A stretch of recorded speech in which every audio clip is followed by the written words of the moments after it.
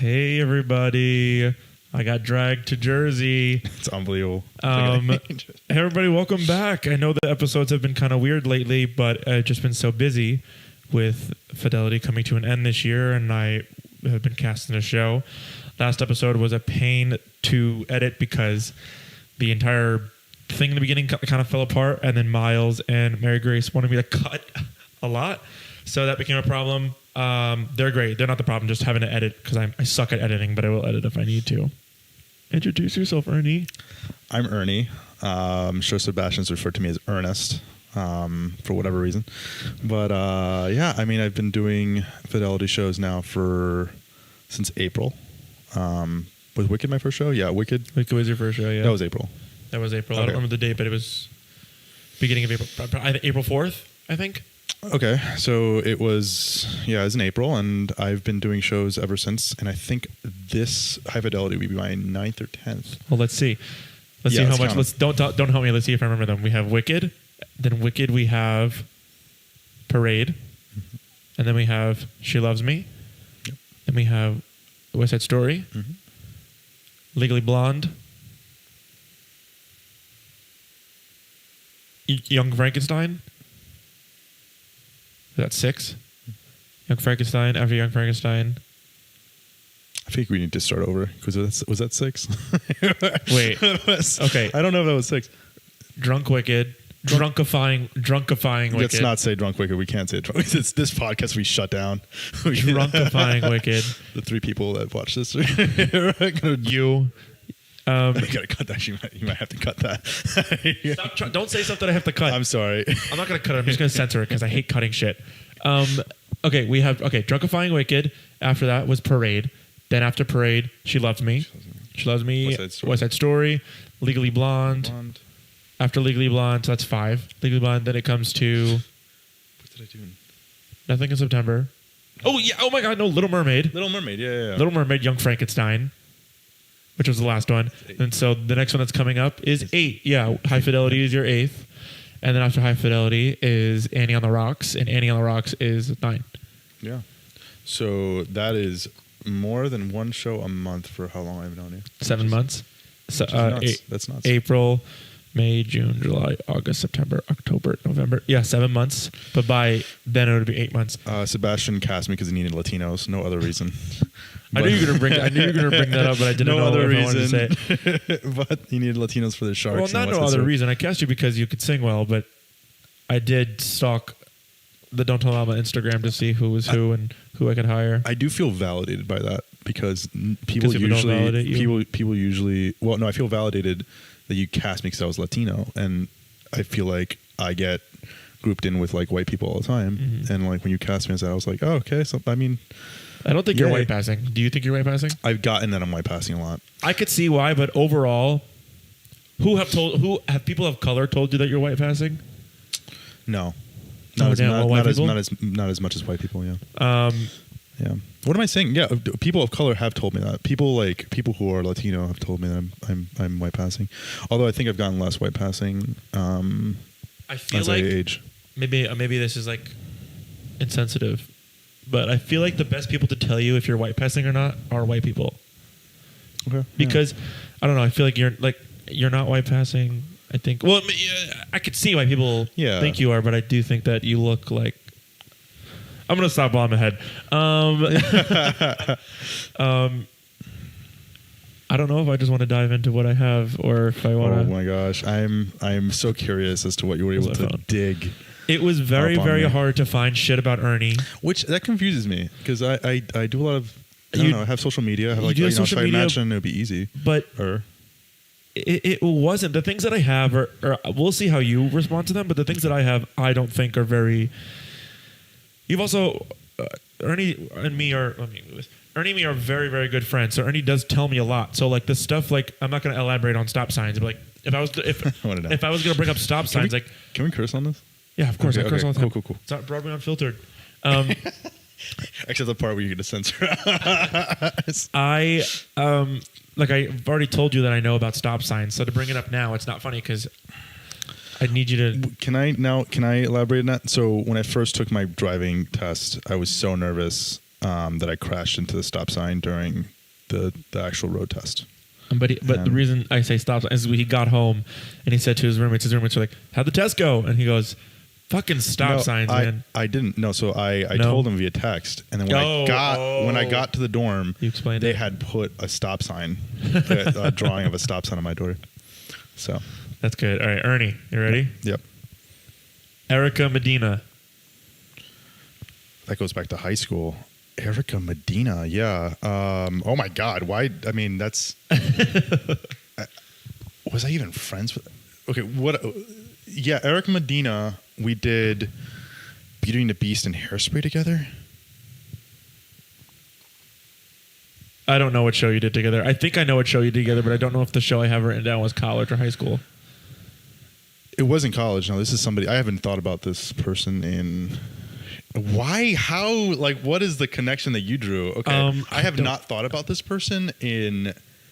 Like, has to be like 12 years. Well, the thing also with your Instagram, it's no one of significance in my life. Well, yeah, I just bring up random ass people. Oh, okay. I just brought up random ass people with Sophie. But the thing with your Instagram is that you've archived everything, I assume, and it's just videos of you performing. Yeah. So I had to like dig through your tagged photos. But okay. Yeah. Okay, this is who I thought Erica Medina was. Kiss Me Kate. She was not in Kiss Me Kate. She was not in Kiss Me Kate? She was not in Kiss Me Kate. But you did do Kiss Me Kate. Was that in college? That was when I was in college in community theater. It was community theater? Yeah, that was a wild production. Yeah, that was... It's very community theater. I shouldn't say wild. I don't want to be disrespectful. It was very talented people, but it was kind of like one of those shows where everything came together 5 minutes before opening. Right. You know, like one of those things. But no, how is Erica Medina connected to Kiss Me Kate? I don't think she is. I just think that I happened to find both of those things at the same time. I definitely did see like photos of you much younger. Yeah. Like backstage at Kiss Me Kate, but no stage photos. Just like people saying "Ready for Kiss Me Kate," and it's photos of you and your friends. Wow! Of all the things, Erica Medina was like barely an acquaintance of mine in high school. Do you bring that up? Like barely. Like no respect. I hope you're doing well. Matt Levy. Matt Levy is a friend. So his wife, Anna Payon Levy, very close friends. She was in a production that I directed. And then her mom wanted me to take part in their theater company. They're very good people. But Matt's her husband, yeah.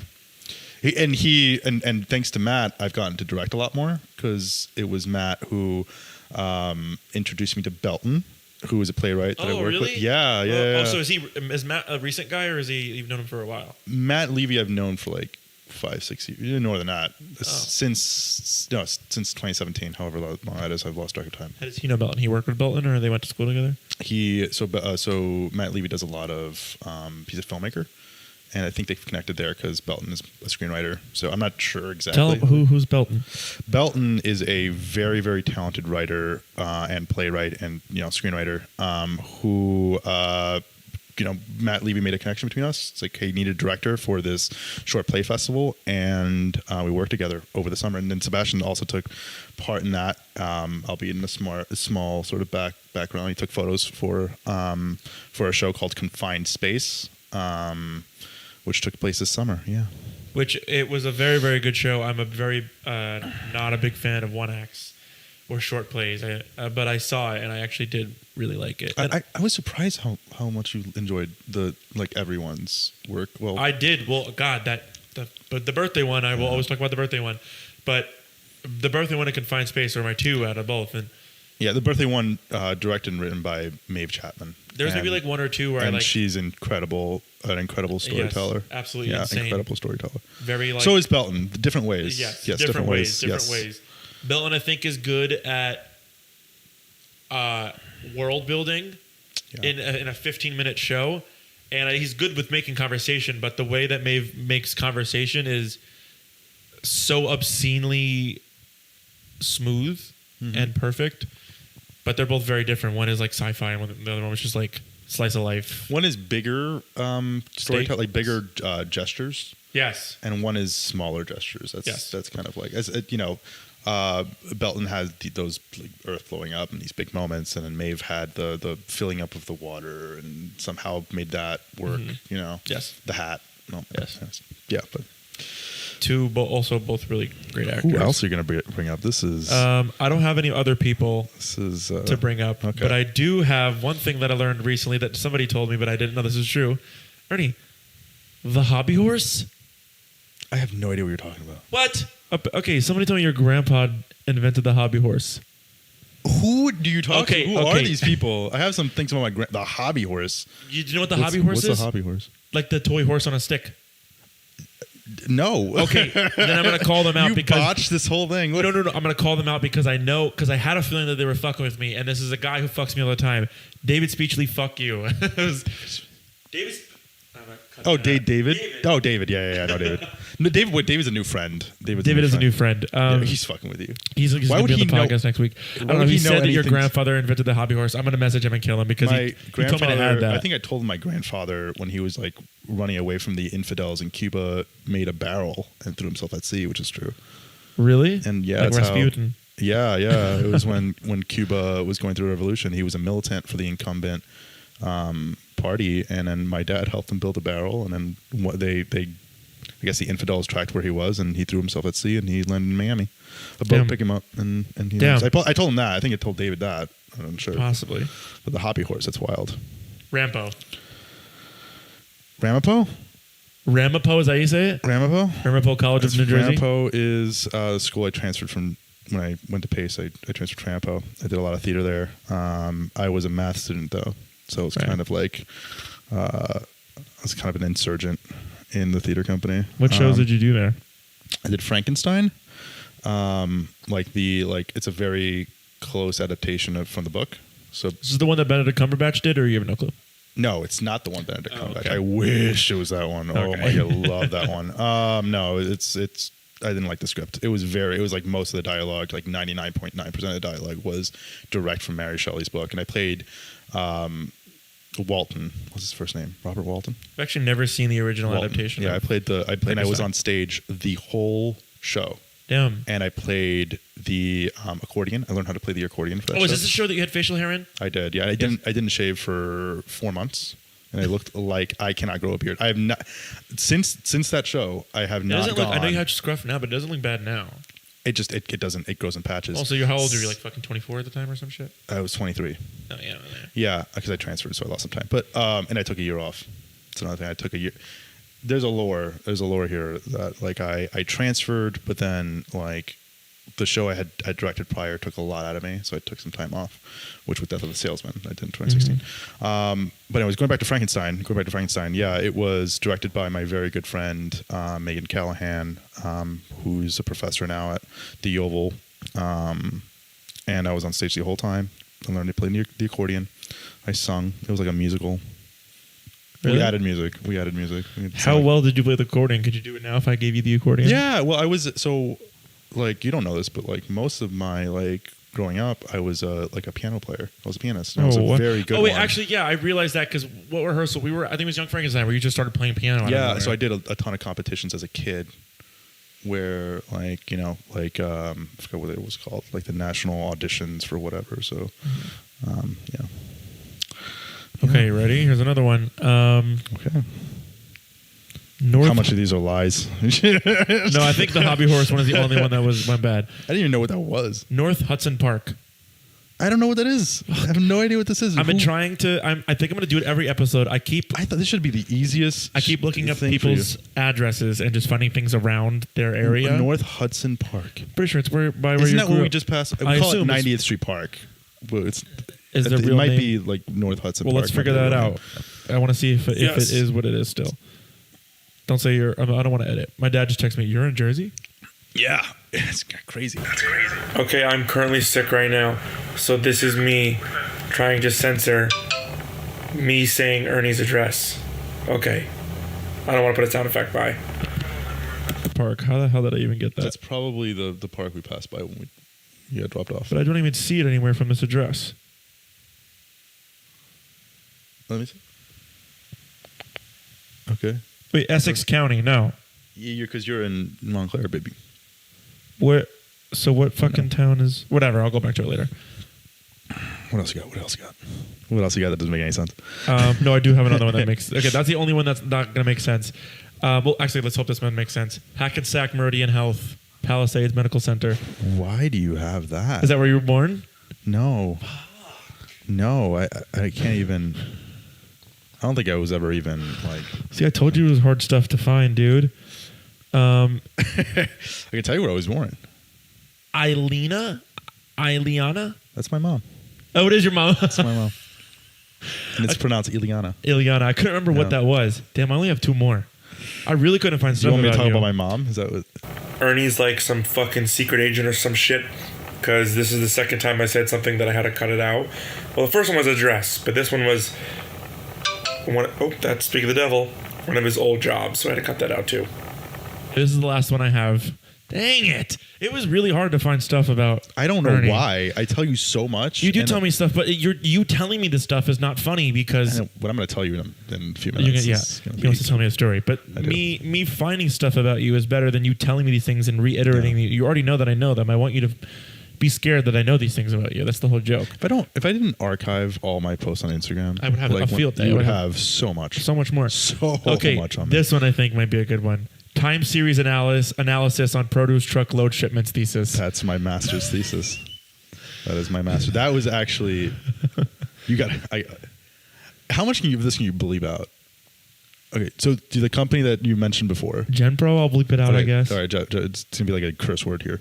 I actually made them I saved them a lot of money. I took their entire data set that they have, their trucking company, and I built a model to predict what they would pay for a truck based on their historical data, and I made my thesis. I wrote my thesis on that. For school? For school, yeah. And then I left. Dang it. I used them for a thesis and I left. I got no more. Oh my God. That was so difficult. I don't know why it's so difficult. Well, you asked me what shows I did for Ampo. Yeah, what shows did you do? For Frankenstein? So Frankenstein, I did Midsummer Night's Dream. Who were you? I was the assistant director. Oh, you weren't in it? For most of it. And then an actor dropped last minute. And then I stepped in and I played the wall. And there's a video of me that I'm surprised Sebastian hasn't found of me playing the wall, Midsummer Night's Dream. You should have searched up Rampo. See, if he was an investigative journalist, he would find out when I graduated and then look up productions from... I could have, but I was trying to find I was trying to find shit that you would be scared that I would find. I don't know how you like Erica Medina. That is so wild to me. And it's so wild to me. It was on your Instagram. If I just go far enough. Why is it my Instagram? Did we go to I went to your tags. Yeah.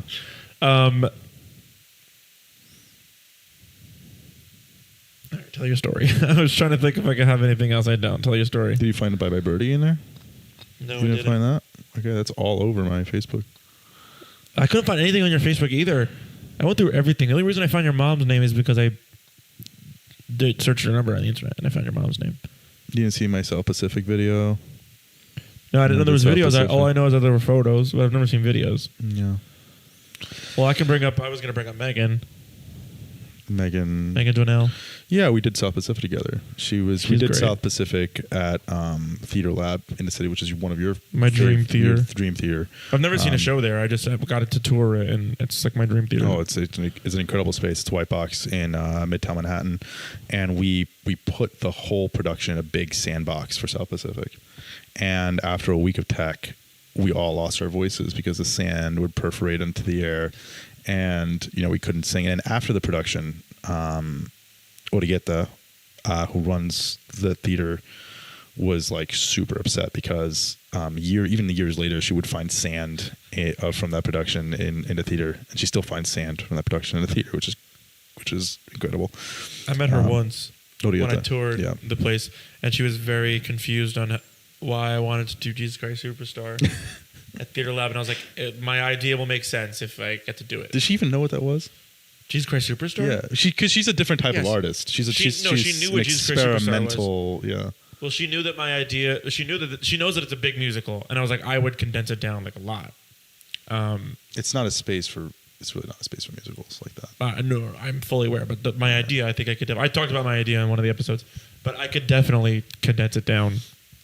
But I mean, it does for your insane asylum, that's I see it in that space. Yeah, it's the perfect space to do it. Is. I don't think I would want to do it anywhere else. I mean, like there's other white boxes. There's the white boxes. Yeah, but just that, like the setup of that Alchemical. room. Have you looked at Alchemical? No. But just like the setup of that room, literally, hold on. It's just the setup of that room is so nice. Those pillars that are in the way, I just like that a lot. If you go into my bookmarks, you have a bookmark that's just called JCS. Yeah. And when you click on it, it goes to the Theater Lab website. Yeah. It's been there for like 3-4 years. But yeah, it's pricey. Well, to do the entire thing is a lot of money, but it's whatever. All right, you can tell your story. I don't know if I have anything else to say. Oh my God, this is going to be how 21 minutes in. Yeah, we're very sure we can keep going. So there's a story that I've never immortalized in one of these settings, but it's a story I've told a few times, more than a few times, to people because it's just a wild theater journey, and every time I tell it, they're like in disbelief. So I directed a production in 2016 of Death of a Salesman. Did you know this? Yes, I know this. What? You showed me the videos of like your interviews millions of times. Okay, so I did this production when I was at Pace. And I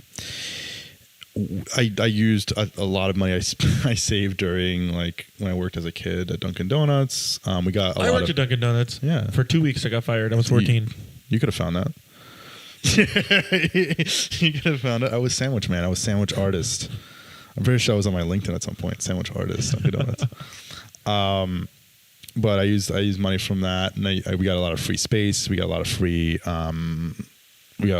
like materials, like building materials, whatever. So we cast the show. We have like a Nickelodeon child star as our cast. Remember for Happy, Kat and Sebastian could have found this because there was a Broadway World and I looked up your name and I found nothing. So David Levy, who was in the Naked Brothers band, did our show. I know the Naked Brothers band, but I have to see their faces. All I can remember is the Wolf Brothers. Yeah, so it was a really good cast. Like some off Broadway people were in it, some younger artists that aren't super well known, and we had this wonderful scenic designer, and that's him.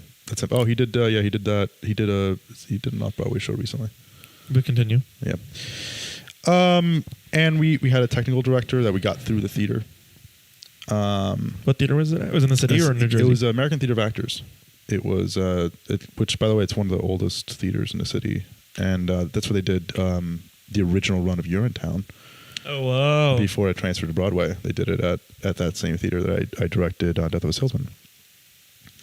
And things go relatively smoothly. There's difficult personalities, and it was my first big production. I'd been directing for like almost 10 years before that, but this was like my first very, very major one.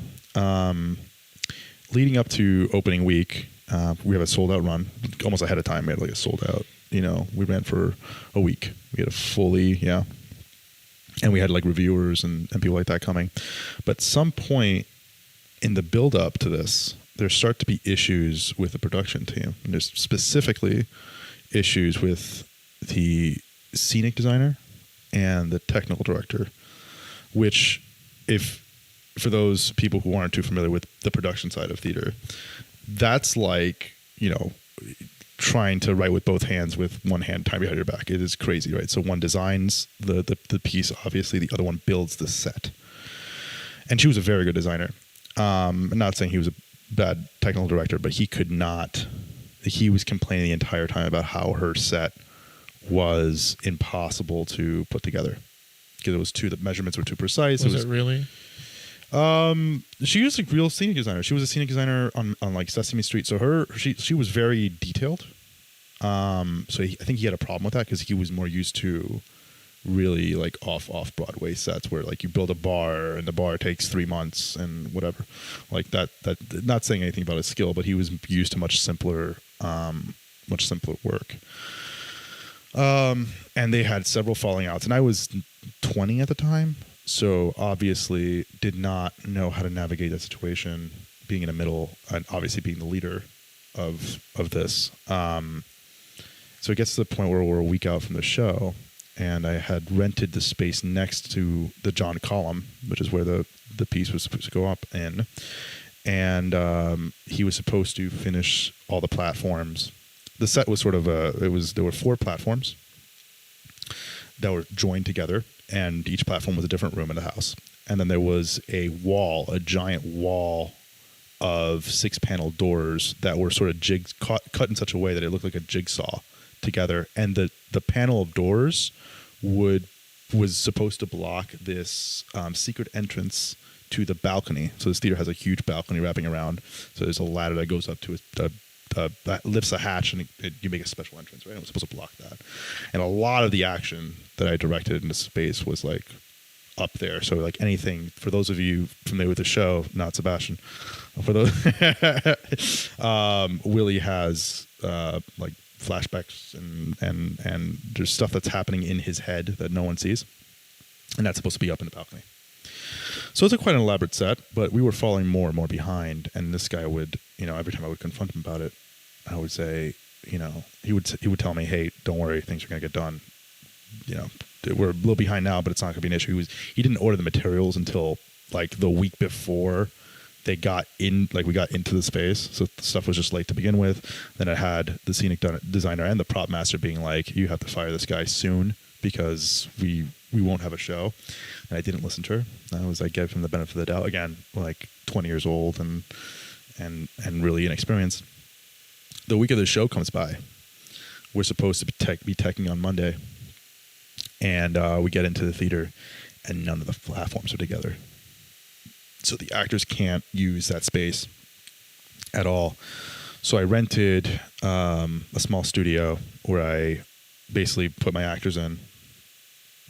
And then I went into try, I was like basically just run lines. I asked my assistant director to go in there and just like work scenes with them while I work in the space trying to get things prepped.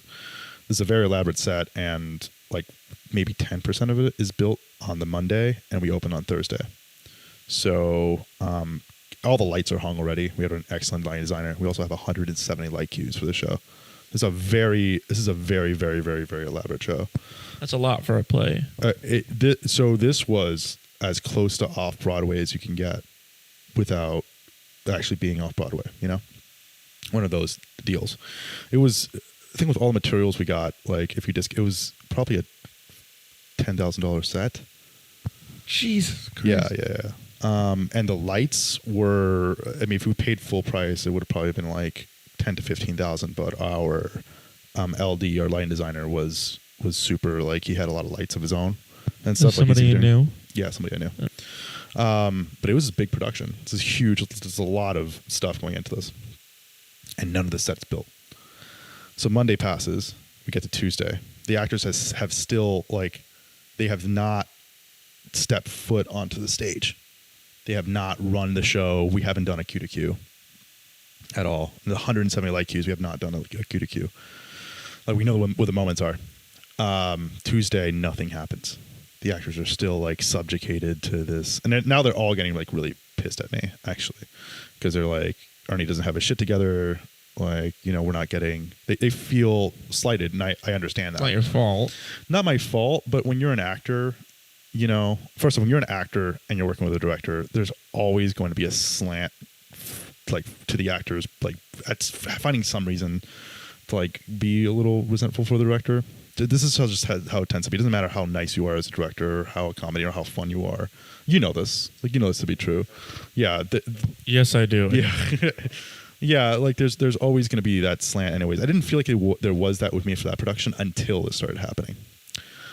We have a preview on Wednesday. So it's Tuesday and we have not run the show. We have a preview on Wednesday with 200 people in the audience. And the preview is like, they're free tickets, essentially, for the people coming to watch this preview. It's like invited dress? Yeah. I got people through this company called Play by Play, which does like complimentary tickets for people like that, for like lower income people. It's a very good company, by the way. So we are full panic mode because the wall of doors that's supposed to be blocking this entrance that people use is not put up. None of the platforms, like the platforms have like the plywood, but they don't have like the real wood flooring, and like the paint, nothing's been painted essentially. Wednesday comes, my props master, my set designer, my stage manager, who wasn't really a stage manager, who was a friend, came up to me. we had gotten word that there was some pretty important people coming to review the show. This just broke. And they all came to me and they said, we will pull all our props. We'll basically pull the show if you do not fire this technical director. And I put my big boy pants on.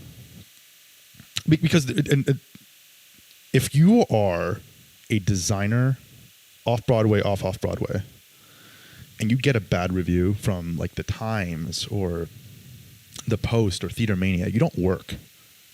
People don't realize this part about theater production. If you're an actor and you get a bad review or whatever, and somebody likes whatever, you move on. If you're a set designer, lighting designer, if you're a costume designer, and you get a bad review from one of these big publications, you won't have work. So it was completely understandable that they came to me and they said, if this happens, we're walking. So I brought this guy into the room with my assistant director and my SM, and I fired him. How did he take it? He stormed out. He's a... I don't know. Can I talk? Can I be mean? You could be as mean as possible. What a fucking crazy fucking... What a pussy move. You wait, Sebastian. I have a feeling, yeah. Just you wait. I also just want to say that I understand that they put it on you to fire him, but I didn't like how they did that. I feel like... I mean, I understand their... I'll tell you. I'll tell you later who was coming to review the show. Oh, somebody like I know? Yeah. So I fired him. And this is a technical director that's worked in this specific particular space for 30 years. And he was friends with the... This is a grown man? This is a man in his 60s. I thought he was like around our age. No. Oh, what a freak. I thought he was like a 25-year-old dude or something who's like just not slacking. Oh, my God. Okay, go. So it's like 5 o'clock. We try our darndest to get the stage, somewhat presentable, like have the beds made for the boys, at least have the props there. We had no wall of doors. We had the doors, but it wasn't no wall of doors. So this entrance, like something was happening. The actors, I want to stress this again. The actors have not seen this, like they have not gone and this is a Death of a Salesman is a 2-hour-long show. They have not walked. We haven't queued the show. We have so many lights. We have Disney World on ice, basically, is the amount of lights we have for this place. It's basically like Disney World. And just haven't done it. And we have 200 people coming. And we scramble to get something workable. And we fill the house. And the actors go on. 2 things I didn't know. 1 thing I didn't know. 1 big thing. The guy we fired. This is in the height of summer. This is August. It's so hot, and we're in a black box, and we have so many lights. And I found this out after. Disconnected our AC. He did that? Yeah, he did that. So the AC was not working at this theater with almost 200 light or whatever 200 light cues, a bunch of lights, fluorescent light tubes, and 200 bodies in the audience. The actors go on, and what ensues is literally the play that goes wrong. Where do I begin?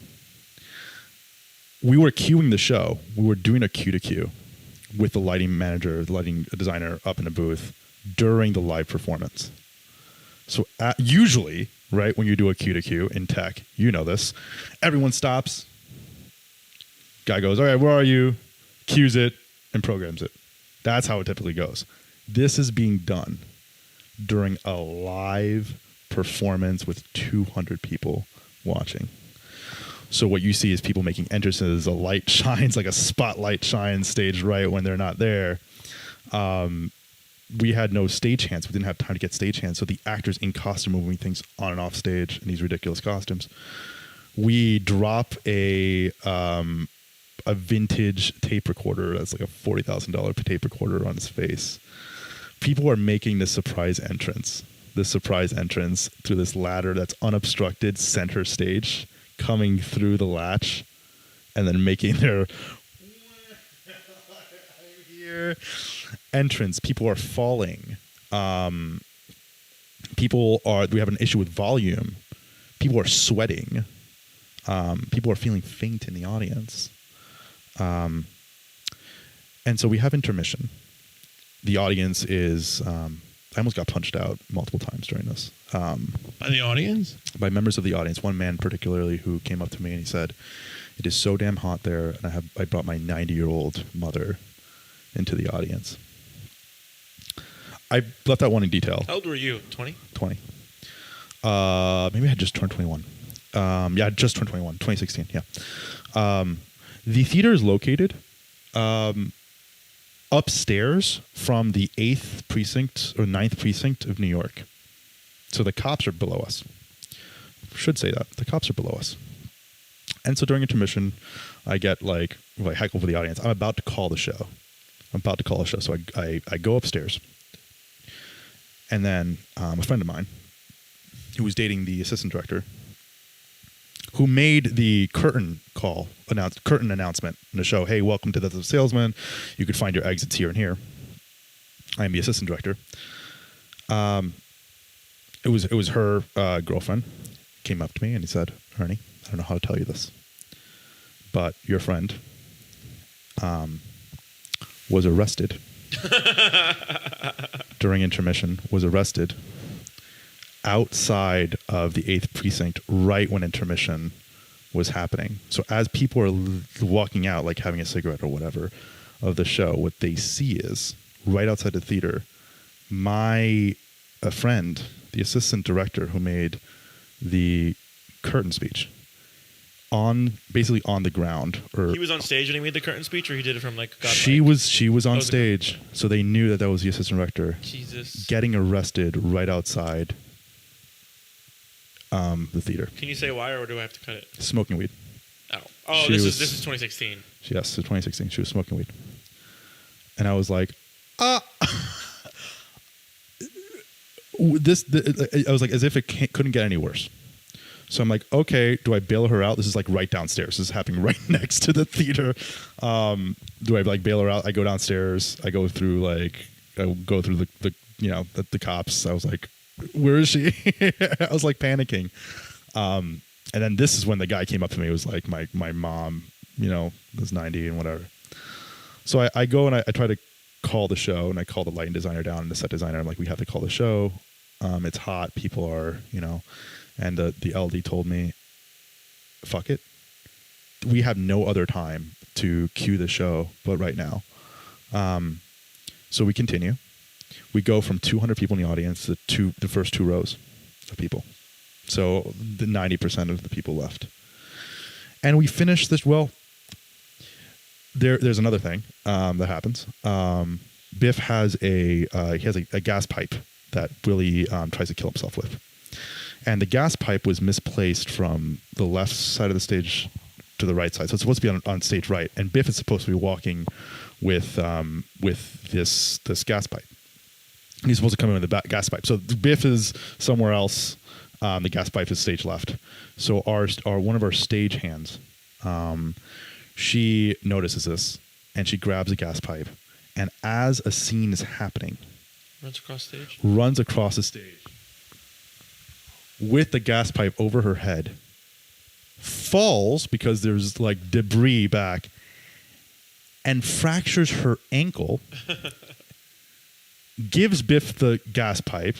3 of us walk up on stage and carry her off and put her on a couch backstage. And we said, "Do you want to call the ambulance?" She's like, "No, my parents will come get me." The show ends in the most ridiculous, there's like 20 other things that happen here. An ambulance is called. There's a bunch of things that happen. Oh yeah, we call an ambulance. We do call an ambulance where her parents got her later. What do you think so far? You were right. You could make this into a play. Yeah. Yeah. This is kind of ridiculous. David Levy throws a chair at me. He throws a chair at my head. Yeah. I should we bleep him out? David Levy throws a chair at my head. Maybe I'll just bleep the name. Yeah, he throws a chair and it lands right. And I didn't even notice a chair because this girl was on the couch. And then that night, I didn't know whether I was going to have a show or not. And what I did next was I called. At the time being in the business, I knew a lot more people than I do now because I've been away in a major way for so long. I called every carpenter.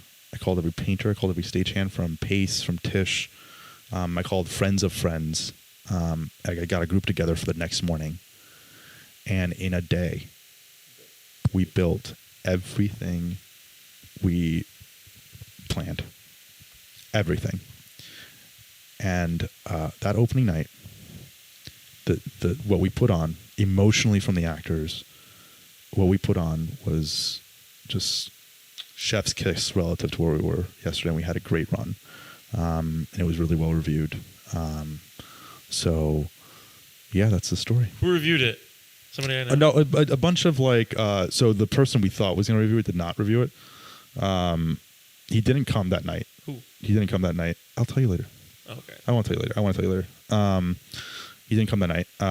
We thought the Miller estate was also going to come, or members of the Miller estate, which they didn't, thankfully.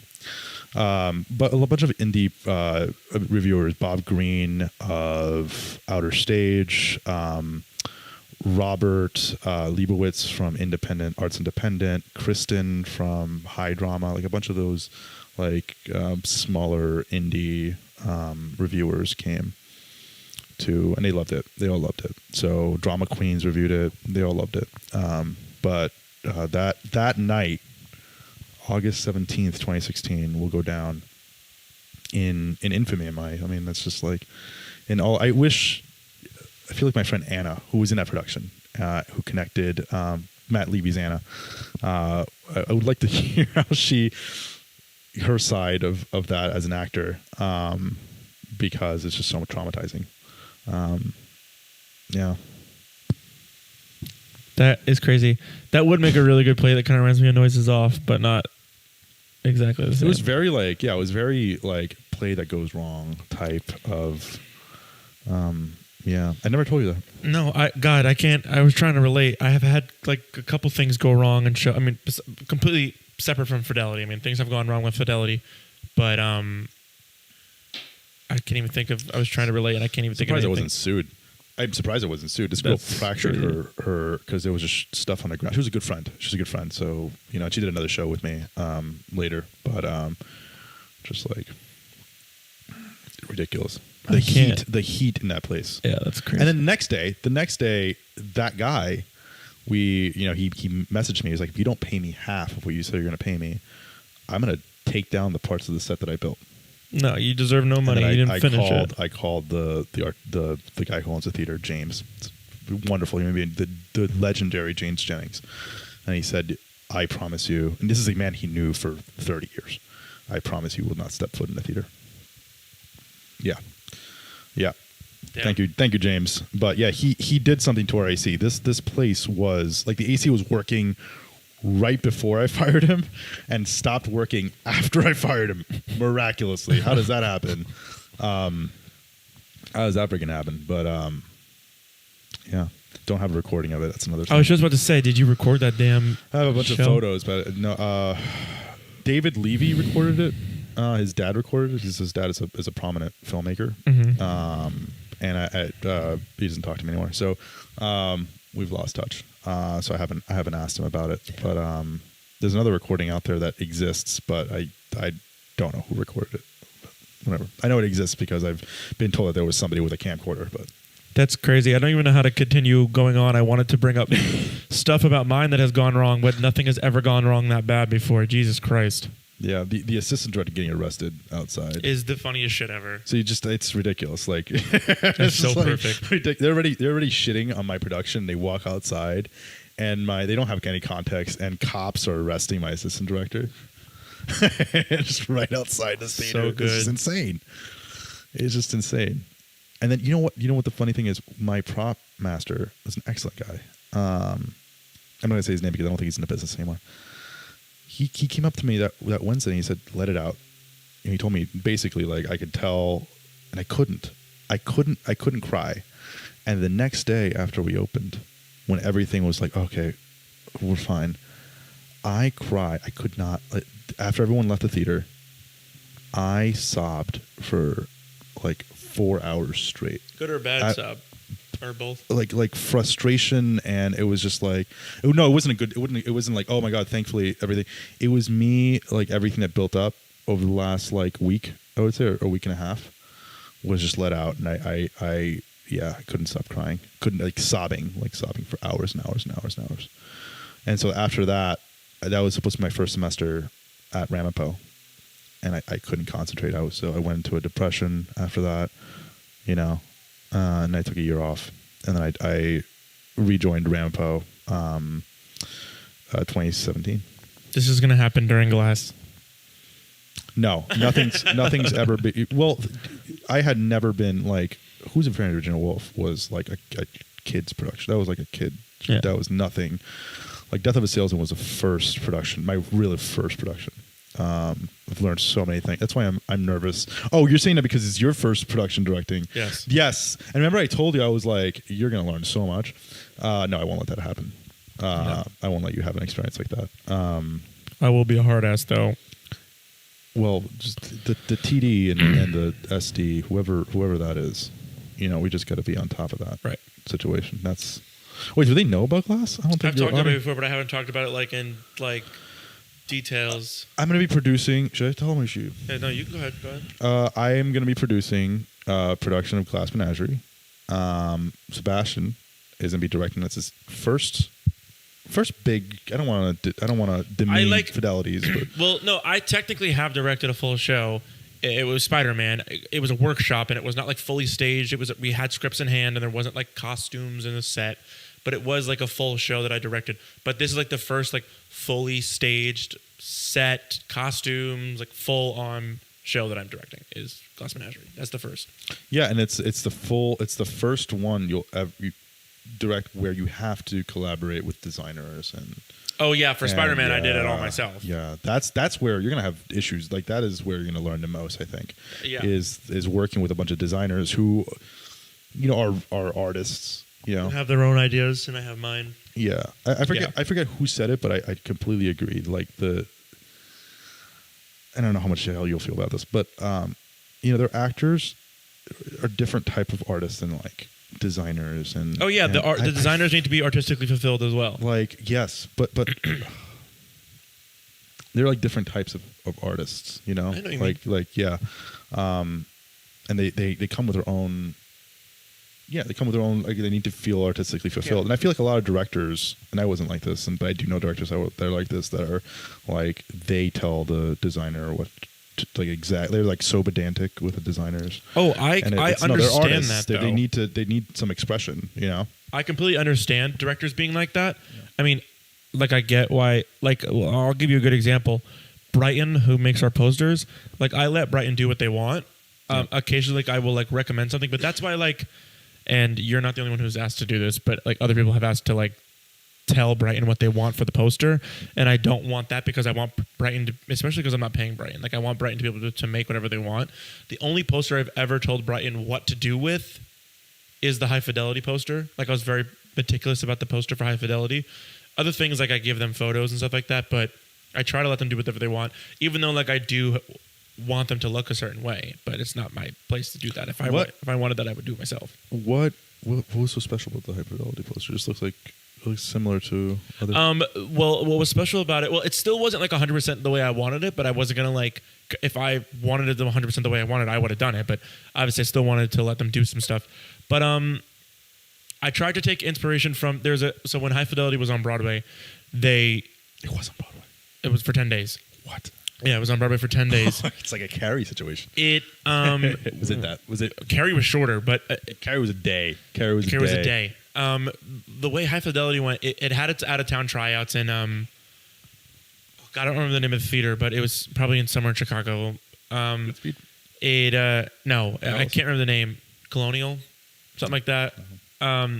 But they had an out-of-town tryout that I guess went fine because they went to Broadway, and then they had their normal time for their previews, and then they opened, and then they closed. And the problem with this show, and I feel comfortable saying this without having to censor it, is because I have heard people from that show say this. The problem with the show was the book. The book was not great.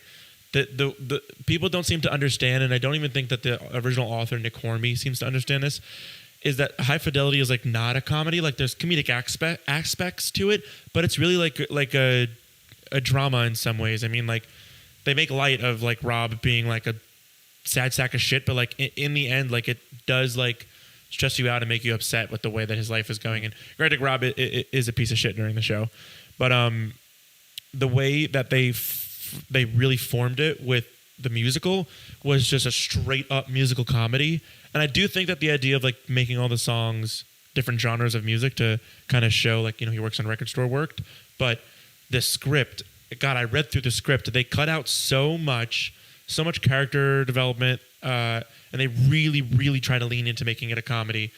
Like the comedic relief of that movie is Barry, is Jack Black's character, and the musical. Yeah, I was gonna say, it's like Jack Black. It's kind of known for being a Jack Black. It's known for being it was one of Jack Black's first movies, like first like lead movies. But it's not a comedy. He is the comedic relief, but it's not a comedy. Before King Kong. Way before King Kong, yeah. High Fidelity came out in 2000. Tenacious D came before his acting career. Yeah, okay. But he did like a couple of like small roles in movies, and then his first like title role that would like be on the poster was High Fidelity. But they just framed the musical to be so much like a musical comedy. I mean, the song Goodbye and Good Luck, which is, do you know the song? Have you listened to it? Yeah.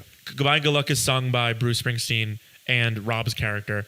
And it's a really good song, but the entire movie is spent with Rob going down the list of his top 5 breakups and meeting up with them. And in the musical, they condense it down to just one song. And they do it in just the one song. And the entire musical is based around how funny is it that he's a babbling idiot and he can't get back to his girlfriend, when that's not what the show is. The movie is like a good mix between them both. I'm going on a tangent, but yeah, it was on Broadway for 10 days and it closed. And in the entire, I interviewed Christian Anderson, who played Dick in the original cast, an amazing performer, but he doesn't do that stuff now. He does puppetry now. He was on America's Got Talent with puppets, but he also played Mark in Rent. But I interviewed him before I went to college for my old podcast that I had. It was a bad podcast called Podway, but Broadway Unfiltered. Broadway Unfiltered. No, it was called Podway. And actually, fun fact: the Podway Instagram was turned into the Broadway Unfiltered Instagram. But Podway, all the episodes are gone. You can't find them. I interviewed Christian Anderson, and he said the same exact thing. He was like, I loved the show while doing it, but like I understood why it closed, and a big reason of why it closed it was the book. The book was not great, but the songs, people know the songs. When you bring up songs to them occasionally, they know them. And Ian's here.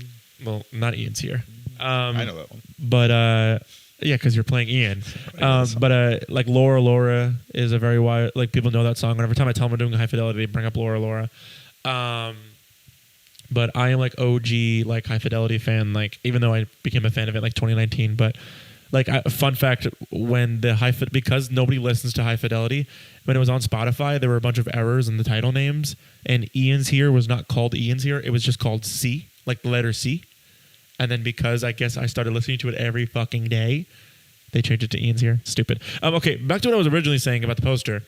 What I got my inspiration from was they were promoting the show at the Wazoo when it was on Broadway because nobody was going to go see the show. It also just like didn't have like a cast of names. Like Will Chase was like probably the biggest name at the time because he just got done doing Miss Saigon, and he hadn't even done Rent. Mm-hmm. Will Chase was Roger in Rent, and he was Chris in Miss Saigon. But he was like kind of the only name. But Jen Colella was in it, but Jen Colella wasn't a name at the time. Jeb Brown, honestly, wasn't a name until recently.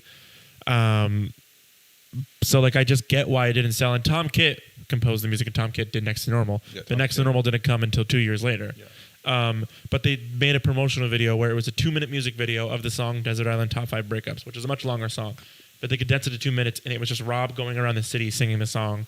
And then he comes into contact with Laura during the song. But during the song, there were like a bunch of like some of the frames were drawn with like some animation of like yellow scribbles and stuff like that. And if you look at the poster, there's like scribbles of like glasses drawn on Dick, and it says like nerd. And there's an arrow that points to like kind of like people doodling in a yearbook. Like there was a doodle drawn next to Laura, and it says like ex-girlfriend. One next to Barry, calling him pretentious and stuff like that. And that's what I wanted on the poster. I wanted that really badly. But they came up with the rest of the ideas of the posters and the color themes, and and I ended up really liking the poster. But I'm very particular about my posters. I know. I try to get some things in. I want communication with Brighton. You can have communication with Brighton, but you can't have too much. You can't contact. None of us could contact them. What I will have is that you can send me a message of what you want, and then that's all you can send. You can't have any more conversations. Well, I want to be careful with, and I'm sure Brighton is. Yes. Yeah. Nothing too offensive. I get it. Well, we're doing Pearly next year, right, which Ernie really wants to do. Direct. I don't want to be in it. Yes, direct it. And we've been going back and forth on how the poster is going to look. But I don't know. The original poster has a person of color being depicted. Yeah, like in stereotype. Yeah, exactly. It can't be that, obviously. Yeah. Which is that one. I feel like it should be a person of color designing the poster. But. Yeah, I mean, you have this relationship with Brighton. I have this relationship with Brighton. Yeah. And it could just be the words pearly. It's not, it doesn't have to be, But yeah, I'm trying to. I wanted to talk about like things that have gone wrong with me. We don't have to keep it to an hour. We can keep going. I want to keep going. I want you to have as much material as possible. I'm trying to think about. Well, all the musicals or plays that I have done. I mean, granted, I haven't directed any besides Fidelity shows, and Fidelity shows go wrong sometimes for different reasons. I mean, we only have a week to rehearse, so like when those go wrong, it's like not. It sucks, but it's not the end of the world because I completely understand why it goes wrong. I was there for something that went wrong. Well, yeah. Well, Ernie, yes, as I've talked about numerous times, Selections from Crybaby is the worst show that Fidelity has ever done. No, I disagree with you 100%. But Ernie that was the first time I met Ernie, and Ernie was in the crowd for that. I thought that was a great show. I watched it back, and it really, I mean, okay, I didn't watch the entire thing. I just kind of watched like some of my stuff with Emma, and I don't sound that bad. I thought I sounded really bad during that. No, I told you this. It wasn't a bad show. But I'm coming to terms that maybe West Side was a little bit worse. It wasn't a bad show. But like things with Fidelity, when those go bad, I'm trying to think about like when I was a kid, stuff going bad in junior shows does not count. Like when I was a kid and I did Beauty and the Beast, he had the biggest costume on ever, and he was like 8 years old, so his pants kept falling during the show, and his hood kept coming off. Do you know what happened when I was a Beast? You sounded like shit. Gaston threw me off stage, and I landed in the second row during our confrontation scene. So I wore these really shiny pants, and we didn't rehearse this because it's for high school, so we didn't have time. And he's supposed to like toss me to the side. And he was a big football player, and I was like 90 pounds. He was like a linebacker on the football team, and he like threw me overhead like a dart, and then my shiny pants like on the hardwood floor skidded on the hardwood floor, and I landed like by some lady. Jesus! And I got off stage, and let me look at shows I've done. I need to find funny stories. Have I told you about the story about that play that I did, and I was in the bathroom with my mic on? No, it's hilarious. Were you pooping? Let me tell you the story. So when I was in high school, I did not do the musicals. I only ever did the plays because I will talk shit on her for the rest of my life. The woman who directed the musicals was not a theater person. She was the choir director, but she would direct the musicals, and she always would pick the worst musicals. She occasionally did really good music. Like she did Young Frankenstein, and that's how I knew about the musical. And that show went great. But she did Sister Act, which I could give a fuck to do. Like I wanted to do it because it was my senior show. Mm-hmm. Sister Act, Bring It On. And we did Little Mermaid. I did do Little Mermaid because I wanted to do at least one musical, but I was ensemble on that. But I did the plays every year.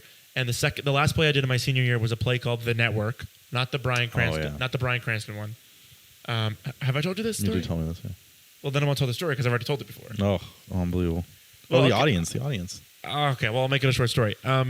So we did it in November of 2018, and it was the weekend. No, not the weekend. It was the week. It was the Tuesday before Thanksgiving. So we did it one night only on Tuesday, and it was a big crowd. And with the thing with my school is that it was not a theater school. So every time we did a show, it was just like the kids thought it was cool to see the popular kid doing acting on stage. Like the only people who were in the advanced drama class could do the plays. And so like seeing like the popular kid do a show was like funny to them. So they would go see the shows.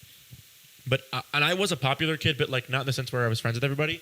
In the sense where that you don't believe me? Joking. In the sense that like I didn't become popular until 11th grade because of the play that I did in 11th grade. That's why I became popular. But I was like the kid that everybody knew, but like not everybody was friends with. Not because I was weird or anything. Well, I was a little weird, but like not weird like playing my DS on the corner during lunch weird.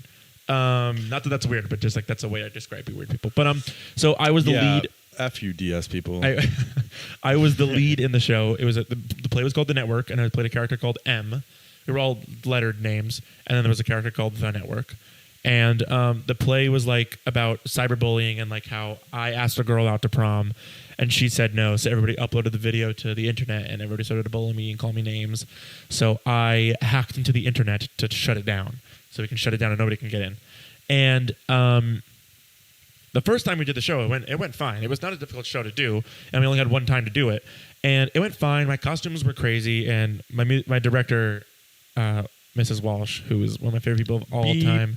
No. I'll talk about Mrs. Walsh all day long. Oh, favorite. Okay. No, I love. We called her Walshy. I love you, Walsh. Okay, sorry, this is a good thing. She was my drama teacher. Well, she was my English teacher in 9th grade, and then 10th, 11th, and 12th, she was my drama teacher.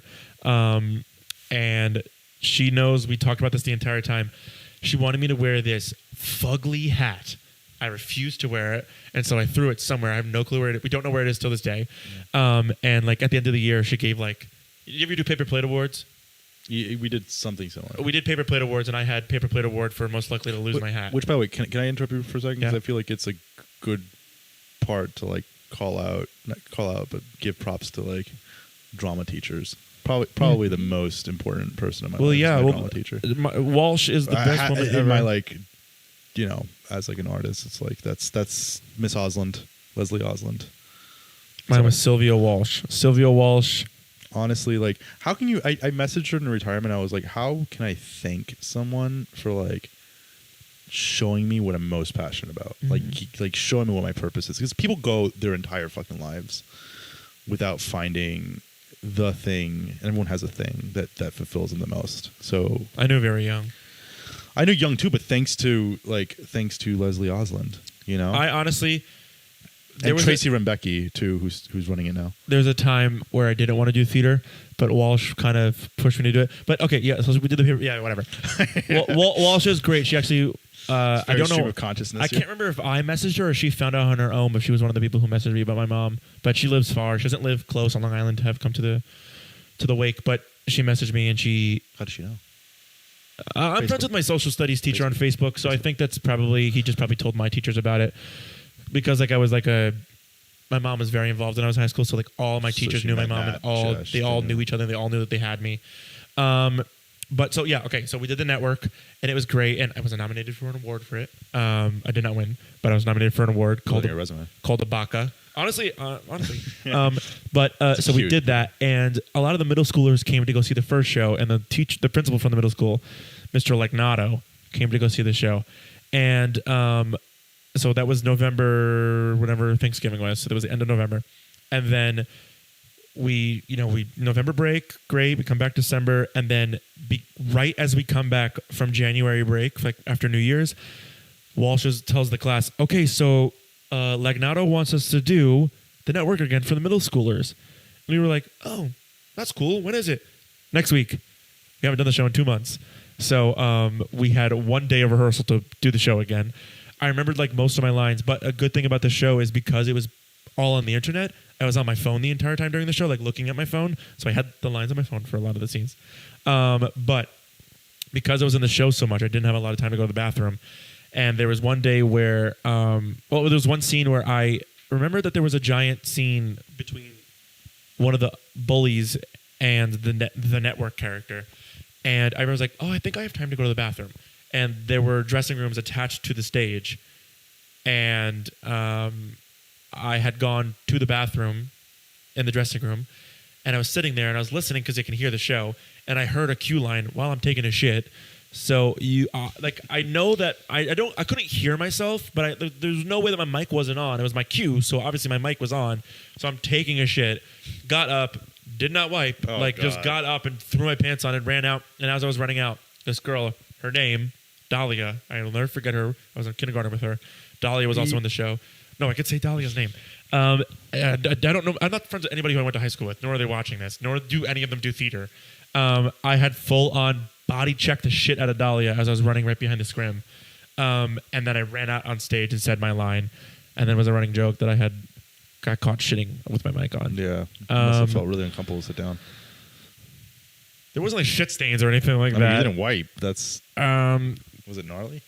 No, it wasn't like a diarrhea. I'm trying to find other shows that I've done where bad things have happened. There This is everything that I did in high school. Well, if you ever had like medical things go on during a show?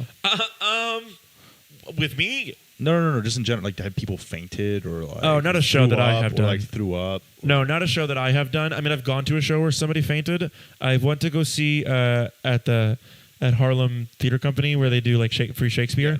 Yeah, they did Midsummer's Night Dream, and I went to go see it because there was a comedian playing Nick Bottom, but I can't remember his name now. But he was a very popular comedian, but he was out that day, and I was pissed off. But the little cool quirk that I had for that, or perk that I had for that was, you ever watch King of Queens?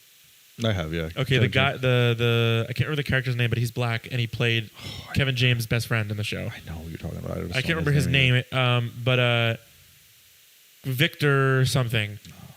He played, I can't remember the character that he played. He played the father. Oh, Stiller. Yes. Not Ben Stiller, but Jerry Stiller. Stiller. No, not Jerry Stiller. He played the father in Midsummer Night Dream. Oh. Helena's father. I can't remember his name. But he was in that show, and I was like, well, cool. But I should know what his name is. It's fine. But that was the last show I saw with my mom, too. Yeah. But during that show, an older woman in the front passed out, and because that's an amphitheater, so it was outside. Did she die? No, she didn't die. No. But there was an ambulance that came and carried her away, and they still kept the show going. They didn't stop. But I did get sick for a show once, and I still did it. But so this is stupid. But when I was 10, I did Willy Wonka Jr., and I played Mike TV. And for the opening night of the show, I had the flu. I had 104 fever, fucking all 70 pounds of me, 104 fever. That's like hospitalization. Yes, I know, but I was like, the show must go on. I was very adamant about doing it.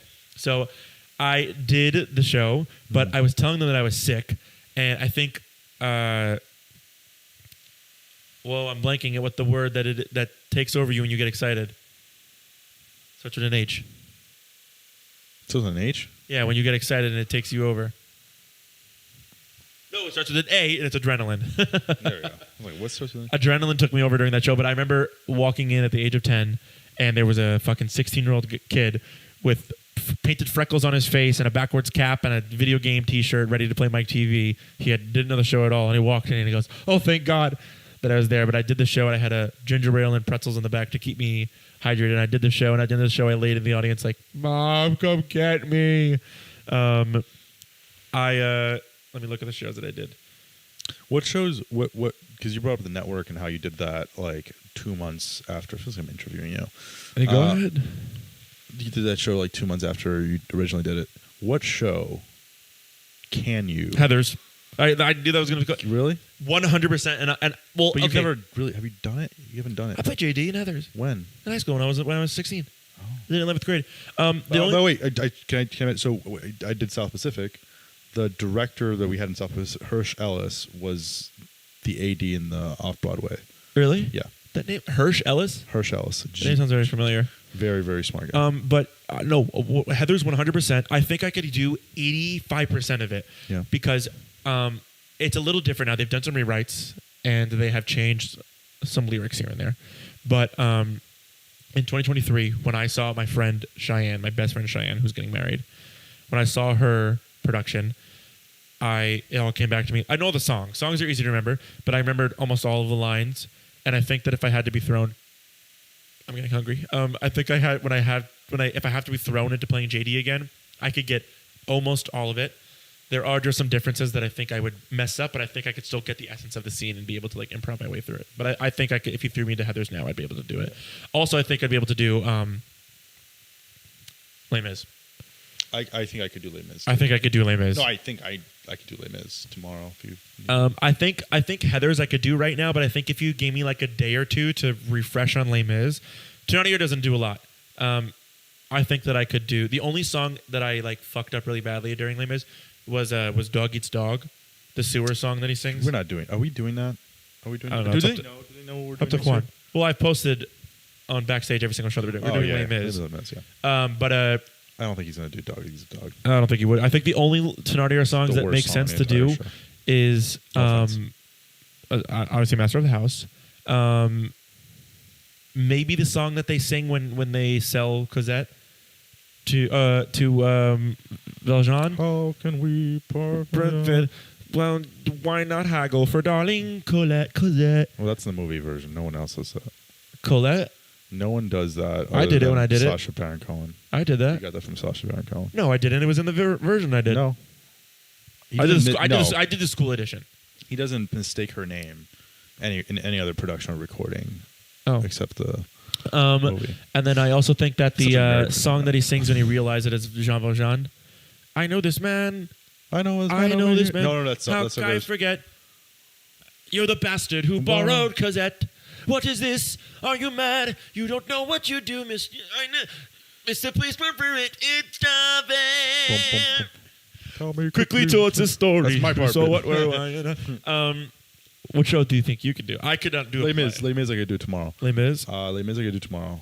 South Pacific I could do tomorrow. I did a Hercules when I was a kid, and I played Panic, which is one of the little devils, the henchmen, the Hades, and they painted the other kid's face red, and they wanted to paint my face blue, and I refused. And I didn't get my face painted. Another thing I hate more than face paint, I've only ever done one show where I've worn makeup, and it was the Tin Man. I had to wear makeup for the Tin Man. You were such a Tin Man. Really? I think I'm not. I think I'm a scarecrow. Because you don't have a brain. Have you ever seen Rage Bulger do it with it was during Judy's yes. cabaret version? And it's yes, I love that. It's one of my favorite videos. Okay, I also did. I'm trying to figure out what other shows I did. Rent was just a shit show. Then when I did Rent when I was 14. I was in the ensemble. Thank God I was in the ensemble because they had Angel and Collins are both played by cis girls, and they gave the girl who played Collins cornrows. She was white. We were all white except for the girl who played Joanne. She wasn't black. She was Hispanic, but I was the only man in the ensemble. Angel didn't die. Mm-hmm. We cut most of what Roger sang because he just didn't learn it. It was a big shit show. We only did the show only piano, no other instruments. It was not a good show. I would hate to see Rent with only piano. Well, I have the DVD. We could do a big watch party one day. Man. Wait, want to say something? No, go ahead. I did a show called Curtains. Candor and Deb's best show. I know Curtains, yeah. I love Curtains. That's a show I would love to do.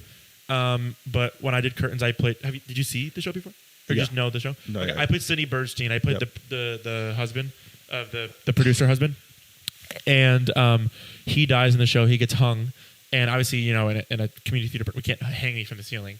And they didn't want to buy a dummy. So what they did was I just hung off the side of the stage, on my knees, and fell.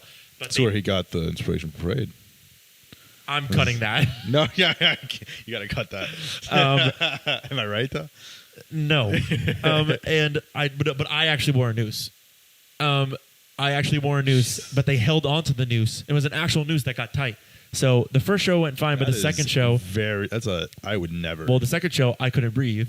That's crazy. And I was like, do I break? Theater? Community theater, yeah. And I was 15. This is why, I'm sorry, can I intervene? This is why you got to be careful doing community theater shows. You have to be really careful. And they don't give a... I mean, some community theaters are very, close-knit and good community. Yeah. But some, or just do shit like that. That's just, they don't think about the... It's on video somewhere. They don't know. They don't have the mechanisms or the funding to actually do it safely. Yes. So they do shit like that. I have the video somewhere, but I could not breathe, and I was like, "Do I break character and get up and fix it?" It's a comedy; it would be funny, but I was like, "I can't." So I just stayed there and didn't breathe for a good minute, and then I got up and I fixed it. Yeah. But going back to shows that things went wrong in, how has Legally Blonde not come up in that whole thing? It's too recent. I don't want to shit on it yet. Gay and European. Okay, Legally Blonde is not the worst show that we've ever done, but no, not at all. No. But that number is top. Well, it's not. Oh, it is public on YouTube. That's the last show I made public. I'm gonna make other ones public. I just haven't got the time to make thumbnails. But Legally Blonde did not go as planned. It was shockingly a very, very difficult. I think the hardest show I've ever done. Unbelievable. No, but what do you think the hardest show I've ever done? Parade. No, Parade was much easier. In what way? In what way? Because we memorized that entire thing in a week. I memorized before. But also, and this is no shade to anybody in particular, it's just in general, we were all much more prepared for Parade than we were for Legally Blonde. Don't say any names. No, I will not say names. But now I was going to go back to Parade. Because Parade, you were very, very adamant for weeks Well, prior. can I tell you, I wanted you to memorize it all for a very selfish reason. I hate this man. I didn't wear my glasses for the show. And I can't see without my glasses. I can't read without my glasses. Yeah. So I was like, well, Dorsey does not wear glasses. I don't want him to wear glasses. And so I memorized the show myself. And I was like, well, if I'm going to memorize the show, everybody else should memorize the show. And also on top of that, to print out that many scores was obscene. So we had 5 scores. One in the front just in case, and then 4 for the stab in the back. We had, so the really, really nice thing about Parade is you could actually see us, which is a problem, I think, with Fidelity shows. What do you mean? Because there's so many stands up in the front. There was only one stand in the front. Yes. You could actually see your act. Like you could not just see you could just see people on stage, which I miss. I miss that. I think I might switch it down from 4 stands to 3 stands, but it's too that's much how. obstruction there. Well, there was a reason I do it, but we will be doing. What is the reason? Tell us. No, that's an off-camera reason. Okay, got it. It's a legality reason. Oh, got it. That's what I will do for Hunchback, though. Hunchback, I want everybody to memorize the show, and then we'll have the stab in the back. And they'll have 1 stand in the front just in case. I think Hunchback will usurp. There's a word for y'all. What does that mean? Make a lot of money? No, would replace Parade as the best show that you consider. We'll see. We'll see. It's a potential. Because, we have our main 3 right now. I'm still waiting on my Esmeralda. Well, I have an option for Esmeralda, and she's very interested. Christian Walker. Don't... What? Who's that? Christian Walker. Christian Johansson. Johansson? I don't know who this is. Okay. Casey likes, friend of Fidelity. It's his girlfriend, Christian. Okay. Very, very lovely couple. Christian Walker and Christian, who I know personally. I'm so sorry. Christian Walker is a gay Republican who on TikTok. It's just the name that came into my mind first. So Christian, he doesn't like you too much. No, Christian, you're great. Christian is very interested in playing Esmeralda, and I'm very interested in having Christian for Esmeralda. Right. It's just if our schedules match up. But I have another option for Esmeralda if she can't do it. Yeah. But I would like Christian to have it. Hunchback would be incredible. And then I have another idea. I have an idea for somebody for Clopin. Do we know Quasimodo? Yeah. Miles. Okay, Miles so is no, we know. Quasimodo. I'm saying we know. Like. Oh, yes. Okay. Well, yeah. Well, I haven't said anything, but yeah, Miles is Quasimodo. I am Phoebus. This is Frollo. And Christian is possibly Esmeralda. If not, maybe this is why I got the name. It's Victoria Walker, who goes to MSM. An amazing performer. I've been trying to get her for shows for the longest time, but she's a very busy girl. Everybody from MSM is very busy. She'd also be a really good Esmeralda. If not, then Ada, who played Moritz when we did Spring Awakening, is great as well. You need the Avengers to be the choir for that. The person who's music directing that is Blake, who music directed Bright Star. And I asked if he had a lot of choir experience. He's like, dude, all I do is choir. Oh, Blake, yeah. And I was like, okay, well, can you get your people? Because I need people who know Latin, who can just speak Latin and not have to be taught Latin. So very easy Latin. It's like Piata, Maria. Yeah. Bella Cupa. Let me look at other shows. Nice Easter egg there for some musical theater people, by the way. Shockingly, Heathers, when I did Heathers, I went very bad. The first show went very bad. Heathers was around the time where I first started to learn how to sing. I could not sing. I have to show you Heathers clips. They're very bad. I could not harmonize. Like, I could not sing while other people were singing different things. I could do it now very easily. But we sang the song 17 in unison. And the girl who played Veronica at the time was my girlfriend at the time. Kind of girlfriend. Like, not really, but she was. And during tech, what she would do is when we were singing 17, she would start singing the melody with me, and we'd both sing the melody. And then she would switch to the harmony, so I would start singing the harmony with her. And I told her, like, hey, I don't want to say her name, but I was like, I'm going to call her Veronica. Hey, Veronica, if the day of the show, if you sing the harmony, I'm going to sing the harmony with you.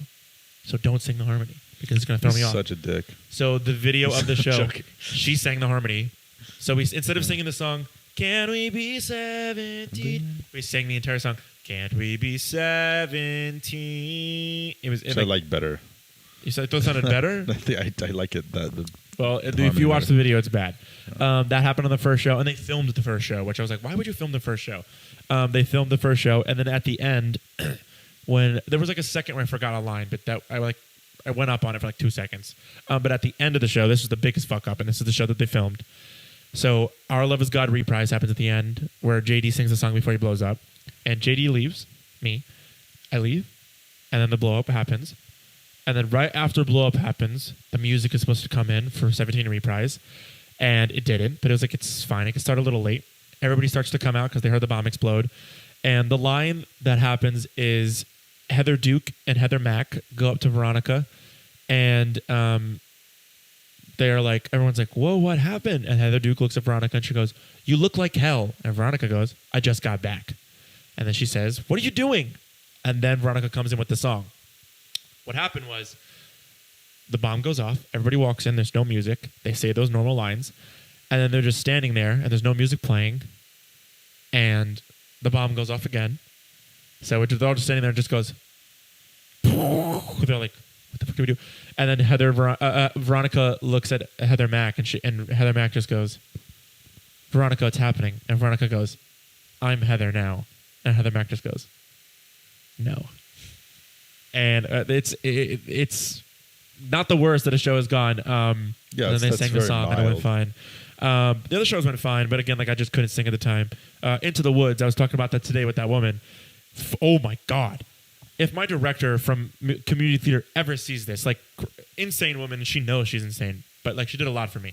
But when it came to Into the Woods, she did not direct that show. She cast that show and told us what to do, but we directed that show. We blocked that show. Me and the guy who played Cinderella's prince, I played Rapunzel's prince. We blocked that all of our stuff together, like on our own. Like we directed that show. And then, so what happened was the first day of the show, none of us remembered our shit. It was with tracks. It was with like the tracks. Every time somebody would speak, like in like first midnight, where it's like where they say like 2 minutes gone, 2 minutes gone. There was like a click track that was in the back that would do it on the beat. It was like just like an elementary school kid track that we had. But during Your Fault, they all forgot the lines. The girl was playing Jack. Her wig fell off. I don't know if I have that video. I don't think I have that video. And the entire show was awful. I'll never forget a science teacher came to the damn show who wasn't even like a close teacher to me. She just like came to the show, and all I could say to her was, I was like, oh, sorry. I don't know what the fuck to say to her. It was so bad. I did this original show called The White Tiger. It was a murder mystery, but it was an interactive murder mystery. So we did it at a library for a bunch of kids. And the way the show, I played the lead character. I had 4 days to memorize 80 lines and 4 monologues. I did it, kind of. And the guy who played the murder victim, died way too early in the show. So we skipped a good 30 minutes of the show, and we had to go with our stage manager and rework the entire show so we can come back out and do it. Let me see. You put grease in there. What's wrong with grease? My grease went fine when I did it as a kid. What are you talking about? I tried to crash grease. Oh, you fucking piece of shit! You'll see the fucking video. I'm not even gonna fucking cut it out. You're leaving that in? I'm not gonna. I don't edit the damn videos I upload. During the show, 2 days ago was I grease. want to tell. I was like, wouldn't it be? I know the show very well. Very well. I was like, wouldn't it be funny if I just joined them for the opening number, like join them for Grease and join them for Summer Lovin'. And I tried going on stage without him noticing, and because no one would have noticed. No one would have noticed. If he went along with it, it would have been totally. No one would have noticed because they didn't know the cast, but I clocked it. No, because I know the score Immediately. I know the score. You will see it in the video, and I'll show you the. Let me show you the video right now. I'll get your reaction. I can see your. The beginning of the show, he jumps up, and I look at him and listen. Ernie is one of my best friends, but Ernie is stupid. And I, the moment he walked up on stage, I clocked him immediately, and I thought he was gonna like sit on stage or some shit. But immediately he was just standing there, and I looked at him during the show. This was 2 days ago. If the girls got in there quicker, you wouldn't have seen me. I would have hid behind. Honestly, Travis. yes, because they took forever to come up on stage. Which that's the problem. Hold on, you don't see? Because you're at the end of the line. Yeah. All right. I should have gone in the middle. Immediate reaction.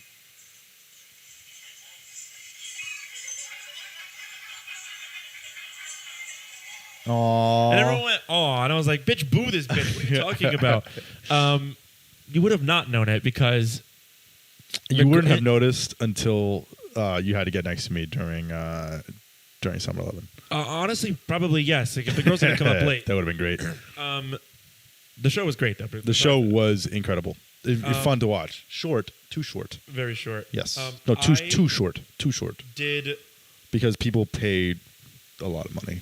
Yeah, it was too short. Yes. But we will do it again, and I am working on like a perfect version of Grease, like perfect renditions, because there are so many different renditions of those songs. We did a version of. There's so many versions. There's so many versions. Show. It's nuts. They're completely. The 2009 is completely different than the 94, than the 80. Well, whatever. dude, the movie, completely different. The movie, the stage version. Forget about it. For people who have only ever seen the movie, there is no drag race. The drag race that they have with there is no rival team in the music in the stage version. Like they make mentions. Also, in the original production, they are. I don't know where they came up with the T-Birds. They're not called the T-Birds. They're called the Burger Palace Boys because they hang out at a place called the Burger Palace. They're still called the Pink Ladies. But there's no drag race. There are like 50 songs that are cut from the movie. Mooning, Those Magic Changes, Friday My Love, like nobody sings except for Sandy and Danny. Do you think that Grease is the best of those types of musicals in that era? So I'm comparing it to like Bye Bye Birdie and I guess like Singing in the Rain. No, because, and I'll tell you why. Grease is a parody of those kinds of movies, but because of the popularity of Grease and because of the general public being stupid, they take it at face value, and it has become like this serious piece of theater at this point where like they take the story seriously and like make it this. But the entire thing, if you listen to the original production, the way they sing, or the guy who played Danny was Barry Bostwick. Barry Bostwick played Brad in Rocky Horror in the movie. Yeah. He was the original Danny. The way he sings in that fucking show is so stupid. The way they all sing in that show is so dumb as shit. They are fully aware that what they're doing is stupid as fuck. Yeah. And then at some point, I guess when they get to the movie, like the movie in some spots is stupid as hell. But at some point, they start to take the entire thing way too seriously to be like this like big piece of theater when it's not. It is supposed to be a stupid musical that is here for fun. It's not supposed to be taken seriously. So I don't think it's a good product. I don't think it's like one of the best of that time. I do like Grease. I do think it's a good musical. I didn't mean it. I meant just like musically and just like you know. Not at all. But do you know what type of musical? I'm not comparing it to Golden Age. I'm comparing it to shit like Flora and Bye Bye Birdie and those types of musicals that are like, you know, do I prefer it over them? Yes. Do I think it's the best? No, I think Flora the Red Menace is probably a better musical than Grease. Yeah. But I prefer Grease over that. But the thing with the original Grease is that there's like it's dumb music. Like it's so easy to learn, but then when you like level up to other productions, like the '93 London production, oh god, they add so much. They add new songs. They add like it's so much more complex. Then you get to the '94 version with Rosie O'Donnell. That production sucks. They add in so much in that, and I am here to say right now, I fucking love Rosie O'Donnell, but holy shit. Rizzo is not. Rosie O'Donnell cannot sing for Rizzo. She was great as Cat in the Hat and Seussical, but what else was she in that I saw? That's it. No, that's not right. She probably played. I feel like she played Miss Hannigan at some point. No, she was in something in like the early 2000s. That was some big. Musical or a movie? Musical. I have no clue. But no, and then the '94 version. I'm gonna switch it up. And then we have the 2009 version with Laura Osnes, and Max Crumb, and then. It's my ass in frame. No, it's not good. Max Crumb, that version is good. I like a lot of those songs. And also, back to Jeb Brown. Brown, who was the original Ian in High Fidelity, was also in the 2009 Grease. He played Vince Fontaine. Yeah. No, he didn't. He played Johnny Casino. He played one of them. I don't remember. And then you have Grease Live, which is like a culmination of every single one of them. They still cut good songs, like Mooning, which is still a crazy song to cut. She played Golda in Fiddler on a Roof, Rosie O'Donnell. That is crazy. I did know that. I did know that. That is crazy. With who? Who was Tevier? I think it might have been Alfred Molina. Is it Molina? No, not that production. I feel like she played that way later. There was no production way later than that. Not way later, sorry, way earlier. 2016? No, Alfred Molina. No, she's not. Golda has to be like in her 50s. How old is she now? Like in her 60s? She's 63. She probably did play Golda. I just don't know when. Not in any earlier production than the 2004. It has to be the 2004 production. Where like, what's his face had to fill in? Harvey Firestein. 2004, yes. And she was a replacement for Andrea Martin. Oh, Andrea Martin. Yeah. Love Andrea Martin. What was Andrea Martin in? Andrea Martin. She did it with Harvey. She did it with Harvey. Did she? She did it with Harvey. Yeah. Harvey, yeah. Honestly, crazy choice for Tevye, but I don't hate mind it. I don't mind Tevye it at all. does not need to be a great singer. Harvey Fierstein, genius. Yeah, oh yeah, absolutely. Genius. Not a great singing voice. No, not at all. But I think it's fine. But it's fine for that character. I think he's such a good actor that I don't think I've ever seen a show where he has sang and I didn't like it. But Lacage, it's a work of art. Oh, and him playing Albin, yeah. Love, and him being Edna. Well, he's the original Edna. He's the original Edna. Love. I don't like Hairspray. But, I don't either. I get why people do like it. Some of the music is very catchy. I'm not going to say it's not, but overall, I do not like Hairspray. I'm an elitist, but. What other musicals did I do? I did a staged reading of It's a Wonderful Life. Do you play the kid? I played the brother. I played Harry. No. And I played Ernie. Oh. Ernie I think he's a cab driver. I played both. I did both. It was not a good stage reading. Harry is the brother, and he goes to war, and he comes back from war for Christmas. And when he comes back from war, he comes back with a wife that he met overseas. Right. And it's supposed to be like this young, beautiful woman. The woman who played my wife was in her 70s. She was a very nice woman. Her name was Missy. She was very, very nice. But I was like, why the fuck is Missy playing my wife? You're into older people. No. Yeah, and then I did Breakfast Club. I don't know if I ever talked about that in here, but I did Breakfast Club as a play. That is not a play you can do. My theater called it Surprise Theater. You're not supposed to talk about it. Oh, no, Breakfast. Oh, I confused it with Fight. That is Fight Club. I'm an idiot. Breakfast Club. Do you play the professor? No, it's not the professor. It's the principal. That's how you would. Oh, yeah, that one. No, I played the main character. I played Bender. I played not John Hughes. I played him. You do that? Did you do that at the end? Yes, I did. It was very stupid because it was one set the entire time. Like we didn't change sets because we couldn't. It was a black box. Yeah. But you make me the nerd. You make me the nerd in that. You make me the nerd in that. No, I would not make you the nerd. I would not make you a high school student. You fucking crazy. I make you the fucking janitor. No, I don't remember the janitor's name. No, if we were to do like an adult production of it. Hey, look! If I'm still in my prime, no, you cannot play. You cannot play high school. I am still. Hold on.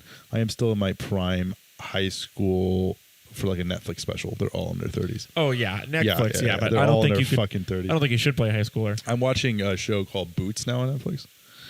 You know, it's about like 18-year-olds who just go into the military. It's about like homosexuality too. They're all like in their like 30s, like playing like 18. But Breakfast Club, that was a crazy show. That one not as bad as Death of a Salesman had went for that rehearsal, but nothing's ever going to be in your career. No, never. Something like that, yeah. It did go pretty bad because we were working with a movie script for a stage show. Yeah. Obviously, there was things that we had to cut because we couldn't do them on stage, and things we had to make sense. Overall, the show was actually very good, but we called it Surprise Theater, but it was like not everybody knew. We were telling everybody, but during tech, we honestly, it's not a long convoluted story that I could tell to make it funny, but we had skipped over, no joke, 45 pages worth of dialogue during this show because we just didn't realize what was next, and that was the day before the show. So you skipped a one act. The next day at school, there was no intermission. I'm listening on my text jack though. The next day at school, I sat down and typed out, written out every single scene that was in the show on a piece of paper. Yeah, and then we taped it to the table, and we were able to do the show pretty decently. It was hard to do. One of the things that was funny was the guy who played the principal was a great choice for the principal. It was like, my community theater was always the same people at every single show. That's right. The guy who played the principal, Vernon, didn't know his lines. And I have a video that I can show you later. I don't want to put his voice out on the internet. But during the show, the entire time, he would say his lines and he'd be like, you know the scene where he's like giving him more detention? Yeah. He's like, I'm going to give you more detention. And I'm like, yeah, how much more? That's hilarious. That's hilarious. You got to play into it. You got to play into that. It was like very obvious because he was taking breaks during it. And I have the video of it. Yeah, you can see it. You got to play into that when that shit happens. During that show, the magic of theater. Most of the show didn't go bad. Honestly, it was a lot of paraphrasing because it was a lot to remember. Right. But one of the things that went bad that wasn't that bad was it was noticeable because I had to leave the stage. The director, who was a great director, but she was very stupid to give us real food and drinks on stage. I do think that if you're drinking anything on stage, it should. I hate when people fake drink on stage. If you have a cup, there better be fucking water in there. This is another thing. Sorry, this is another. Sorry. Yes. Yes. When it comes to eating and smoking, yes, on stage, this is another thing. We were smoking organic cigarettes during Death of a Salesman, so you could see the vapor, or you could not the vapor, you could see the smoke, and the audience thought we were smoking real cigarettes. That's another reason I almost got punched out. It was like, how can you have them smoking on stage? We had to switch it out with those electric cigarettes that were like dumb. But yeah, eating, smoking, and drinking. If it's mimed, it's awful. I have seen. I don't remember what show I saw. I saw something somewhere where somebody was really convincing when they were drinking. I can't remember what show it was, but they were very convincing. Like they were. I thought it was good, but I just put water in a fucking. It is such an. It's not even that it's hokey to watch it. As an actor, it completely distracts you from the action. It just distracts the audience. You'll see. It's. One thing I can't stand. Remember, freaking watching these people. I can't. I can't. We can't leave this in. I was in a crap in somebody's show. We had them smoking. I can't remember what show it was, but let's. You know exactly. Yeah. I do remember now.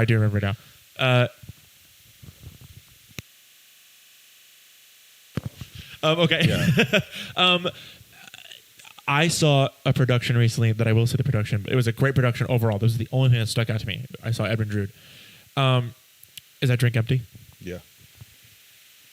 When you were holding a drink of water, you hold it like this because you don't want the water to spill. During the show, they're like, "Oh, I have a drink of water. Do you want water? Do you want water?" And they're moving it around. It's like the cup is supposed to be full, and you're fucking bouncing it around everywhere. If there was water in there, it'd be going everywhere. That shit pisses me off. But you should do water. You shouldn't do anything else. We did Breakfast Club, and we had real cans of Coke, and the Coke spilled everywhere, and nobody noticed it because we did that little dance scene that they do when they all get high. Yeah. There was Coke all over the floor, and the only person who made logical sense to leave the stage to go get paper towels was me. So I left the stage and I came back and I cleaned it up, and there was still soggy, and our feet the entire show were like. Oh God. Oh, production of Midsummer. So for me, production of Midsummer, Bottom and God, why do I forget all these names of the Nick Bottom, Lysander. No, not Lysander, which is, by the way, Lysander is my favorite baby name. I wanted to name my son Lysander. But who's the Nick Bottom and Thomas? Is it not Thomas? Peter Quince. Peter Quince. Peter Quince. Peter Quince. Yes. So Bottom has a knife at during the play within a play, in Act 4. And he drops the knife. So we have this. We built this platform that extended onto the audience, and it had little crevices between. So we would have to like lily pads, like these lily pads with space in between. He dropped the knife into the void of the stage that he needed for like him and Fizbee, fighting the lion, whatever. So we dropped it during the wall scene. So we had no way of getting down there. And Peter Quince, without anybody seeing, actually snuck down between the platform, and right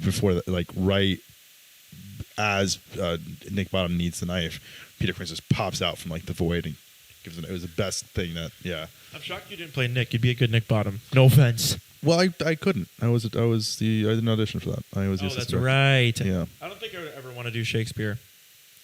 You would love it. I've done Shakespeare before. No, you would love directing. I feel like. Directing. Oh yeah, I would love to direct a production of Romeo and Juliet.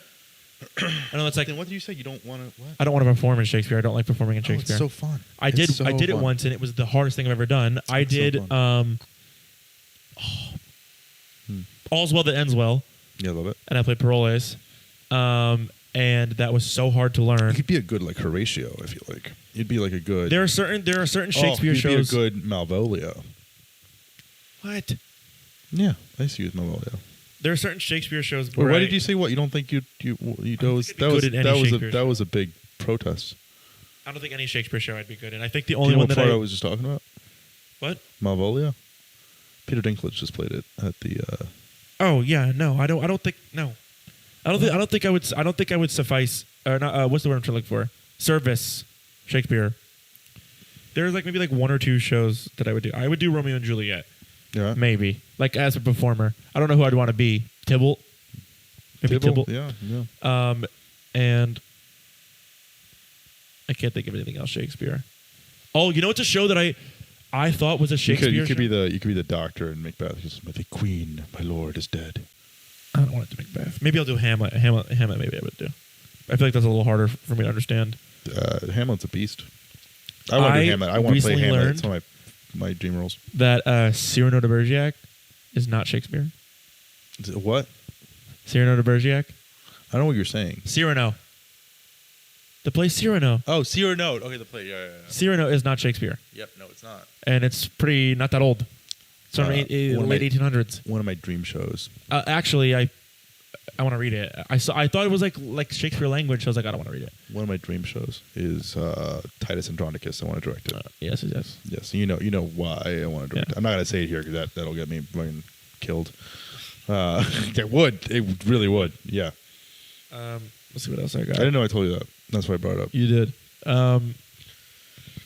This is like let's give him some more lore about me and you. I feel like what's the lore? We've got a lot of lore. Nothing that we I don't want. We've done a lot together in 7 months. I don't know what lore I want to share. Yeah, I don't know what I want to share either. Should I tell him about the dream? No, don't tell him about the fucking dream. I'll tell him about the fucking dream because it's fucking freak as shit. Yeah. I tell people that all the time, and I'm like, Ernie's a fucking freak. I'm not a freak. As the world knows, my mother died in April, and I met Ernie like 2-3 weeks before my mom died. No. Like a week before, like a days. It was days. Well, no. My mom died on April 7th, and I met you on March 28th, which was the day after her birthday, and she died a couple days after that. And Drunk Wicked was a couple of days before my mom died. So, I guess a week or two before. Yeah. And Ernie told me later. I didn't tell him in July. He told me this. He was like, I had a dream about your mom, and your mom was like, Ernie, it's me, Natalie. Take care of my son. Take care of my boy. And I looked at him and I was like, you're a fucking freak. That happened. Well, I was thinking a lot about you during that time because I went to Crybaby. Yeah. And I didn't know until you brought up in Crybaby. Wait, you want to know something really depressing that I was talking to Emma about yesterday when we were watching it? Remember how at the end of Crybaby we all recorded a video and we sang happy birthday for my mom? I remember that. Oh. She never saw it. Oh. Yeah. Never saw it. Oh. She never saw the video. It. I had sent it to her, but she was not fully cognitive to be able to look at her phone. I remember. But I had sent her that video. She never got to see it. There's a lot of things I remember that because I was. Yeah, you were in my thoughts very often after that. Yeah. All right, whatever. That's true, and that's true. Like, I did have a dream because I saw a photo of her that your mom came to me in the dream and said to take care of me. And I have. How tall do you think my mom was? Tall, I think, because your dad's short. Your dad's my height or shorter. My dad is about 5'8". Okay, he's like my height. I'm 5'7" and some. So how tall do you think my mom was? Take a guess. So she had, because you and your brother are pretty tall. Yeah, my brother Sal. Sal is like probably coming up on 6'2". He's 6'1" right now for sure. Maybe 6 foot. So Nat had to be 6'3" or 6'4". 6'3", 6'4". Now she's 5'7". Both my parents are like average height. Wait, what? No, first off, okay, I don't know. I don't know where. That's idiotic to say 6'3", 6'4". That would be WNBA level. That'd be like Christian almost. Yeah, I'm on something. But who in your family? Nobody. None of my. Well, I never. The probability. I never got to meet my grandpa. Of that, have you had a paternity test? No, I want to do one. You should. My grandpa. I want to find out if I'm Jewish. Sorry, Salvatore, but he should get. Why, sorry, Salvatore? Oh, I know that my grandpa, who I never met. Well, I didn't meet him, but I was like 1 or 2. So, but he was in a wheelchair, so I never knew how tall he was. I do have some tall like uncles. Even if they skipped a generation, to skip it twice, yeah, for you and your brother is wild. Yeah, wild. My dad is my dad. Yeah. What else? What other lore can we share? What other lore can we share? I don't know. Every time I call Sebastian, he's taking a poop or in a shower. Yes, every time he calls me. Every time. I take a shower. I wake up very late. I feel like he's late. lying to me. I feel like he's actually available. He just doesn't want to talk to me. I promise you, every single time you call me, every time I call you, what am I doing? You're driving. Every time. He only calls me when he's driving. He doesn't call me when he's not driving. No, you always catch me when I'm in the shower. Always. It's so always crazy. catch him in the shower. There's I'm no gonna other time. I'm gonna call you as soon as you get back and see if you're in the shower. And that's not always bullshit. I don't know if there's like other lore that we could share. There's like nothing that I would want to share. Nothing. Okay, yeah, fine. Or nothing that's even like interesting to share. Interesting to share. I shared a crazy story with the Once cast that I will not put out into the public, and I'll tell you after. Not about me and you. Not about you. Something that happened in 2023. Let's do it. I'm not telling it now. It's bad. We'll cut it out. No, I'll tell you later. Okay. I'll tell you after this. I don't know. Hour 45. It happened in 2023? Yeah. Oh, there is. I think I know what it is. You don't. I've never told anybody. Okay, it's not. They were the first people I told. It's not the situation with someone. I don't know what you're talking about. All right, it's an hour 45. I think you do. we'll see. I think I'm going to end it. Okay. All right. If you listen to plug my shit. Well, yeah, we'll wait. I'm going to do the outro and then we'll plug your shit. If you listen to this entire thing, thank you so much. That is 106 minutes, hour 45. How much of this is going to make it into the... Almost all of it. Oh, God. This was very good. Ooh. Thank you guys for listening. Make sure to rate the podcast on Spotify 5 stars if you haven't yet. Spotify is our only platform. Did you know that you can comment on Spotify? Well, that's so cool. If you are aware of what shows we're doing next year, comment what you're most excited for. If you're on YouTube, comment what your favorite show has been so far with Fidelity. If you miraculously want to ask any questions for next week, that'd be awesome. This is coming out right before Thanksgiving, so the next show that we have is Annie on the Rocks, which you should come see. And then I'm in that. Yes, Ernie is in that. And then the first Monday of December, I'm going to release this, which is the next show will still be Annie on the Rocks, but after that will be Company. I'll still talk about that. But yeah, make sure to rate this. Make sure to like on YouTube and subscribe. And again, leave a comment. Follow Fidelity. Come see our shows. The next show that we have. Oh, I just fucking said that. Yeah. What do you want to plug, Ernie? I didn't have anything to plug. I'm going to be in High Fidelity. High Fidelity, which is coming out after. This is coming out after. Oh, that's right. I'll be in Pearly. Well, let's just say everything you're doing. Let's say these definitely want people to come out to these shows. Let's just see what we got Ernie's name on this 2025. Yeah. All right. Next year I'm not gonna. Oh, I actually already named these on the website on the backstage. Footloose, January 30th. Ernie's in Footloose. What am I now? He's the Reverend Shaw. He's the father. Thank you. Of course. Can we talk about this real quick? We got to talk about this real quick. I am always cast as the old people, but not the old people I want. Well, he wants to be. Well, actually, I'm not gonna. I haven't announced that yet. Oh, you haven't announced that. Okay. It's always like I'm 30. Well, listen, Ernie, I know has not listened to Reverend Shaw's song. I'm Footloose, 30, but he will thank me. I played Grimsby. I played Callahan, which I really wanted to. So thank you. Callahan. I really wanted, but I played all the old people. Tom Watson. Who's like 95. Yes. Trust me, you're going to listen to Reverend Shaw's song and you're going to like it a lot. I forgot a lot of Footloose. Footloose, and then after that, I don't know if he even knows this yet, but on February 6th, we are doing Fidelity the Game Show, which is a big celebration of Fidelity. Tickets are free. You just got to buy food. Where are we? At Don't Tell Mama. Oh, okay. Yeah, that's going to be great. We have Brandon Jackson, who's going to be playing piano. Brandon Jackson did The Wiz. Brandon Jackson. Brandon Jackson is great. And then Sophie, Shay, and Ernie are all going to be the contestants for that. That's going to be a lot of fun. That's going to be fun. I really want to tell you what the categories are and stuff like that, but I don't want to. I want you guys to go into completely blindly. Okay. Les Mis, February 13th, directed by Juan, and Ernie is Javert in that, and I am playing Thenardier. Come to that, please. Come to that. That's going to be great. Yeah. We're doing, let's not call it, Little Shots of Horror. That's what we called it, yeah. We're going to do Little Shop and get drunk. That's going to be great. It's a novel idea. Yeah, original. Miles, who MDs and does shows with us all the time, he's going to music direct that. I am playing Seymour in that. I didn't know Miles was involved in that. Yes, he has to do it. He wanted to do it a lot. Yeah, and Ernie's going to be Mushnik. He asked to be Mushnik before he gets mad at me for making him play an old man. We will dance. We will dance. What else we got going on for you? Pearly, March 20th. Please come to Pearly. Please come to Pearly. Pearly. All the things. I'm making Ernie fund his own money into that because I don't think this is a great show. It's one of the best scores ever written. April 24th, Hunchback. He's playing Frollo, like we said before. May 1st, Dreamgirls. Ernie's directing Dreamgirls. What else do we got for you? As of now, that is everything that we have announced. Oh, okay. There's other stuff. Got it. But as of now, that is everything we have announced. Yeah, come out, come see Annie on the Rocks. That's going to be so much fun. Company is the last show of our season. Come out and support that. Yeah, next year we're doing 6 shows a month, which is crazy. And that's nuts. Yes, it's nuts. Oh my God. Brooke, who I've mentioned before, Brooke is going to be running our cabarets. And we might be doing something cool with the podcast soon. I don't want to share what it is exactly yet because I don't want to jinx it. I don't want to promise something and then not do it. But we're hoping to do something really cool with this soon.